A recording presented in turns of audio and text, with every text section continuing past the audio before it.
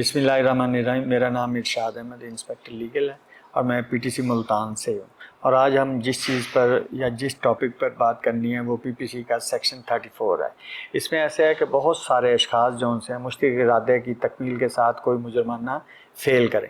मसलन कई अशखास मिलकर जब कोई मुजरमाना फ़ेल करते हैं तो वो मुश्तरक इरादा भी उनका एक ही हो, तो ये सेक्शन 34 के तहत आता है। और इसको अब मैं ऐसे है कि जैसे एक मिसाल के साथ समझा सकता हूँ कि मसलन 4 लोग मिलकर अगर किसी शख्स को प्री प्लान तरीके से कत्ल करने के लिए कोई प्लानिंग करके जाते हैं, वजह ना तो कुछ भी हो सकती है, तो वो चारों जाते हैं गाड़ी पर बैठकर और एक आदमी गाड़ी की रखवाली करता है, एक दरवाजे पर जाता है और 2 अंदर इंटर हो जाते हैं।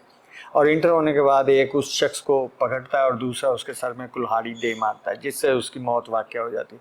अगर पोस्टमार्टम में आ गया कि कुल्हाड़ी मारने की वजह से उन ज़रबात से उसकी मौत वाक़या हुई है, तो वो फिर वो भी उसी में उतना ही जुर्मदार है जितना कि जो गाड़ी की रखवाली कर रहा था। यानी चारों के ऊपर सेक्शन 302 भी लगेगा और 7 दफ़ा 34 भी लगेगी, क्योंकि उन चारों का मुश्तरक इरादे के साथ उन्होंने ये फ़ेल सर अंजाम दिया है। वो बाद में तफ्तीश में पता चलेगा कि किस शख्स ने कितना कितना जुर्म किया और फिर अदालत उनके उन अफ़ाल की वजह से सज़ा देगी।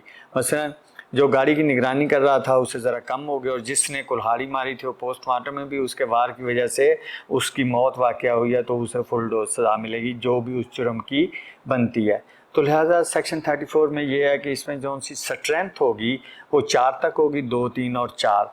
मगर जब डेफिनेशन में पढ़ा जाएगा तो इसे कई अशखास या मुतअद्दिद अशखास भी बताया जाएगा। यानी वो मिलकर अगर कोई भी मुजरमाना फ़ेल करते हैं तो एक का जुर्म सबका जुर्म ही तसव्वुर होगा।